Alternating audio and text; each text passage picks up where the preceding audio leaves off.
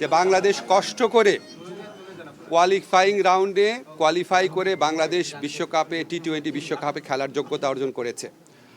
আমরা ক্রীড়া পাগল নেশন, আমরা ক্রিকেট ভক্ত নেশন, আমরা অবশ্যই খেলতে চাই, কিন্তু এটা আমাদের জাতির অবমাননার বিনিময়ে আমাদের ক্রিকেটার এবং আমাদের দর্শক, আমাদের সাংবাদিক, তাদের নিরাপত্তার বিনিময়ে, দেশের মর্যাদার বিনিময়ে আমরা বিশ্বকাপ ক্রিকেট খেলতে চাই না।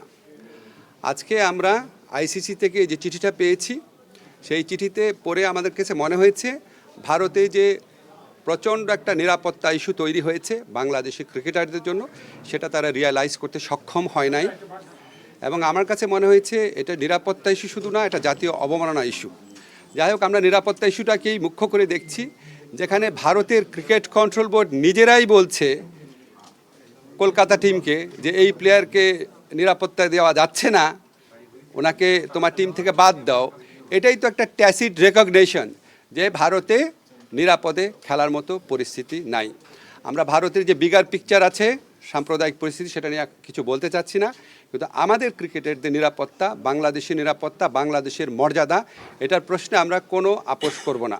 আমরা ক্রিকেট খেলতে চাই, আমরা বিশ্বকাপ খেলতে চাই, এবং এটা আমরা আরেকটা যে আয়োজক দেশ আছে শ্রীলঙ্কা, সেখানে খেলতে চাই। এই পজিশনে আমরা অনর আছি। আমরা কেন এই পজিশনে অনর আছি?